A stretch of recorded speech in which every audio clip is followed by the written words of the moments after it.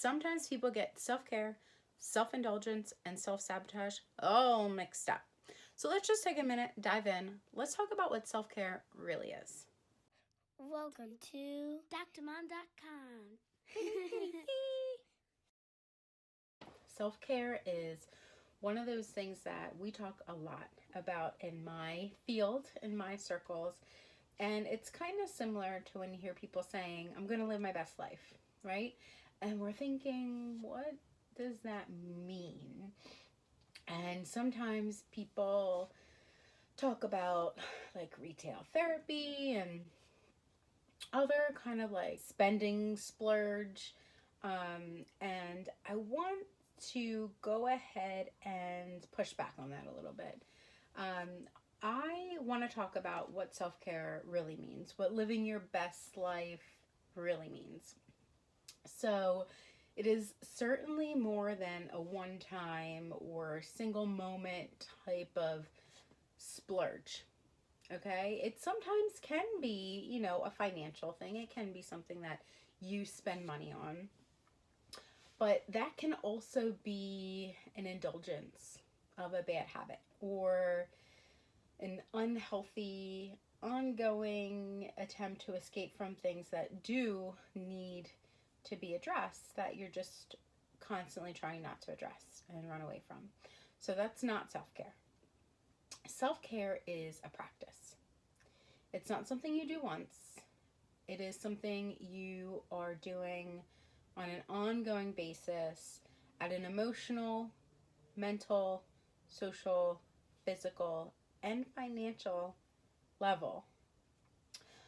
So what do I mean? What does self-care really mean? Let's talk about that. So self-care comes with balance. There has to be balance, and that might sound cliche, but the balance piece will make sense when I talk a little bit more about what I really mean as a self-care practice. So self-compassion is one of those things that I mentioned in the top 6 principles of parenting in the blog that I posted last week, which we're going to be focusing on for parenting supports and parenting essentials for this month of February. And this self-care piece really makes sense for the parenting essentials that we're focusing on for February, but it really makes sense for everybody too. So if you're not a parent, you can still gain information from this. So the first thing you need to incorporate is self-compassion. And self-compassion is one of those things where people like hear the words and they're like, oh yeah, that makes sense. But then when they think about it and try to incorporate it, they're like, oh, I don't really know what that means. So self-compassion is allowing yourself to be held accountable for the decisions you make, for the things that you do or say, but not focusing on the guilt that you might experience, not allowing shame to take over, rather moving forward, holding yourself accountable, moving forward with whatever it is that you've learned without holding yourself captive from the mistakes that you're making. And with that comes an understanding that you simply cannot do your best and be your best at everything, every minute, all the time. It is not possible. And that seriously applies to parenting, because if you are trying to be the best mom or the best dad and the best employee and the best friend and the best partner, you're making room for disappointment. And the truth is that we're going to mess up sometimes. There's no way to be the best at everything all the time. And you have to practice self-compassion to move through that. That has to be part of your self-care practice. In order for you not to feel like you're holding yourself captive and beating yourself over the head for not being perfect and not meeting every standard all of the time at every moment. So show yourself some self-compassion by forgiving yourself when you mess up, asking for forgiveness when it affects someone else, holding yourself accountable for whatever you've done or said that was the mistake, learning from it, and moving forward. Okay? And that leads me to the next part of what a self-care practice really is. It's stepping back. It's not reactively making decisions. It's not emotionally reacting to everything that happens. In order to really practice self-care, you have to implement on a regular basis The practice of stepping back mentally, stepping back emotionally, stepping back physically. When things start to go awry, when you start to feel overwhelmed, when thoughts start to spiral out of control and you aren't sure what's going on, you have to step back. Don't allow yourself to become overcome by all of the thoughts and all of the feelings and all of the circumstance, because we're going to have hard thoughts. We're going to have hard feelings. We're going to have crappy circumstances. And so we need to be able to step back and think in a way that is a little bit distant from the situation or the thoughts or feelings that are happening in the moment, so that we can create a distance that's a bit healthier for us and allows us to respond intentionally instead of react emotionally. The next piece is organization and intentional scheduling. So if you want to practice self-care, if you really want to have that as part of your life, it is super important to have some level of organization in your life. Whether you are a calendar person, like writing it down in a book, or using Google Calendar, or using a whiteboard or a chalkboard, whatever your organization piece is, whatever your intentional scheduling is, do it and do it regularly. So for example, Friday nights are my family movie nights, and that is my night that is reserved for my kids, and I keep it that way because I am intentionally scheduling and organizing that time for something that is a priority to me. Okay? And that brings us to figuring out what your priorities are. So if you are allowing yourself to kind of get stuck in the muck of what's going on, you tend to forget like what really matters to you. And if you forget what really matters to you, then you wind up making decisions that are emotionally reactive or are situational, and they aren't really making sense for who you are and what you're about. And then it causes things to go awry even more. Things start to spiral even more because the decisions you're making don't actually have to do with what matters most to you. So be intentional about your scheduling, but do so once you understand what you're trying to prioritize, whether it's family time or time with friends or time to yourself. Be intentional and organized about incorporating that on a regular basis. But then comes the balance piece, because also to practice self-care means being willing to change things up sometimes and have some flexibility. If you're too rigid, if you're all black and white and you have no gray, you're not going to be able to practice self-compassion in a meaningful way, and you're going to struggle with practicing self-care as well because you're not leaving room for life. Life is gray. Life requires flexibility. And so while there's organization and intentional scheduling necessary to uphold a meaningful and effective self-care practice, there's also a level of being open to changing some things up and having some flexibility when things do just change naturally, or they have to change because of a situation that's coming up, or because your life season or circumstance has changed. And so there has to be a level of flexibility so that you're not holding yourself captive again by certain circumstances, certain thoughts, or certain feelings. You're allowing there to be some gray and some room for you to move and not feel so stuck and rigid. We've got self-compassion. We've got stepping back. We've got organization coupled with flexibility. Now, the next thing we need is appreciation. Okay, so what do I mean by that? What I mean by that is life is going to come with things that are awesome, and then it's going to come with things that suck.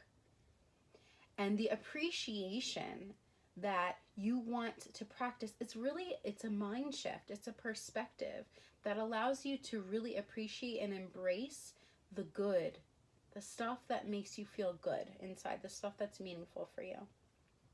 And also to accept that the bad and the crappy and the things you can't control are going to happen. If you get all wrapped up in trying to control the crappiness or the things that really just can't be controlled, you don't appreciate the good. You're just so stuck in this desire to control. And that's actually where the suffering happens.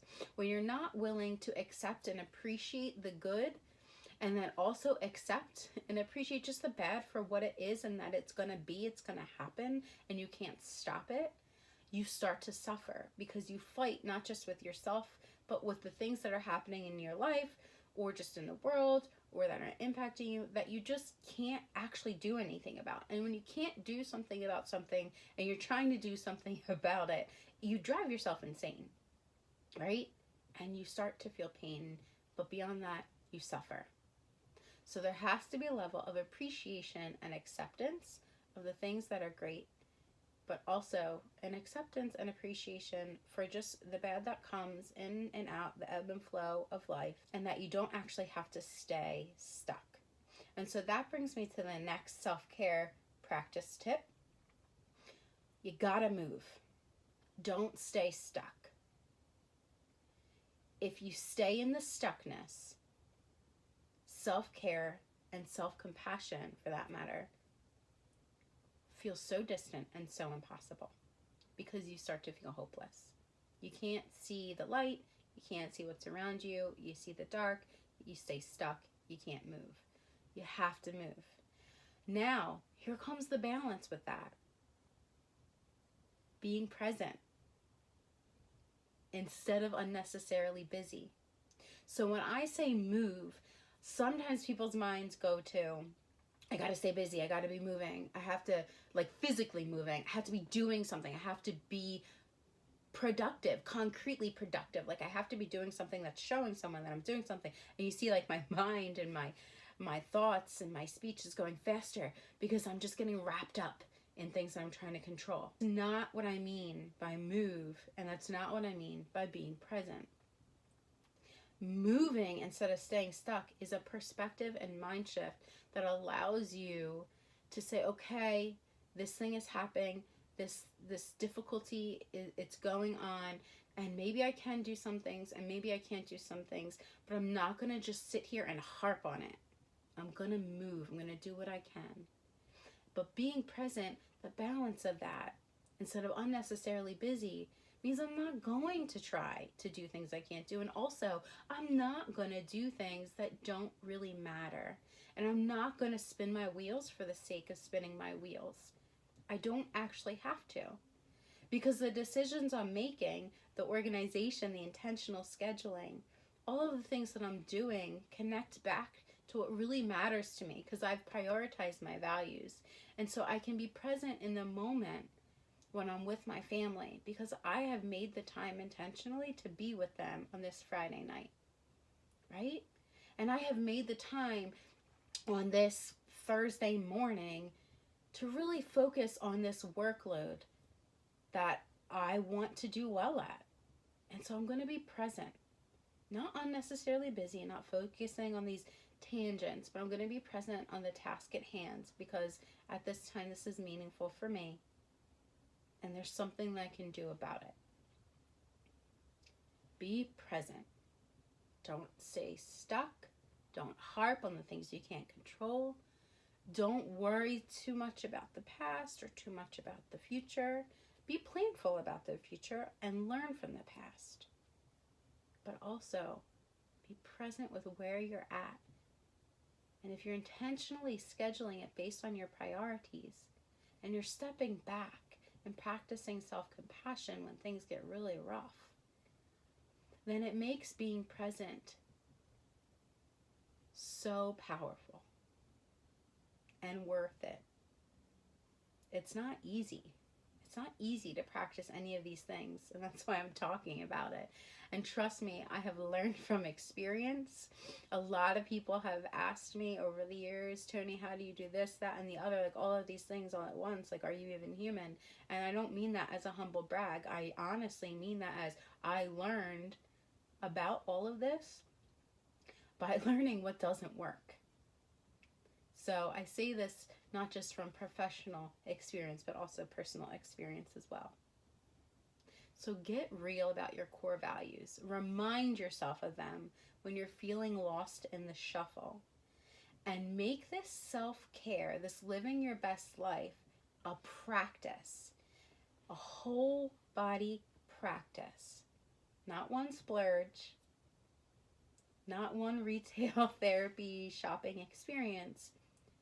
But a whole life, whole body practice. And like I said, whether you're a parent or not, you can do this.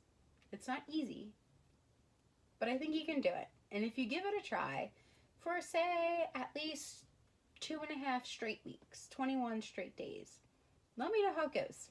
I'll be interested in if it works for you or not. Okay, so we reviewed what you really need to do to practice self-care in your life. Now let's bring it full circle and bring it all the way back to my very first self-care tip, self-compassion. Know that you're not going to practice all of these self-care tips all of the time. You're going to forget. You're going to mess up. You're going to get caught up in the thoughts, feelings, or circumstances. And when that happens, because it will, practice self-compassion. Forgive yourself. You can call yourself out and hold yourself accountable for whatever it was, whatever you did, whatever you said, whatever you got caught up in. And then forgive yourself. You're supposed to be imperfect. You are flawed. We're all flawed. So move forward. Don't stay stuck. You've got this. Okay, thanks for listening. I know that was a lot of information. If you need some more clarity and you want some support on how to incorporate this in your life because you're stressed out and you're really struggling to feel connected with what your best life is and what your core values are, reach out. That's what I'm here for. Till next time. Thanks for tuning in. Until next time. Bye. DrMom.com does not constitute a client-patient relationship and claims no clinical responsibility for any information presented on this channel. Please seek out a therapist in your area if you would like to pursue individual clinical support.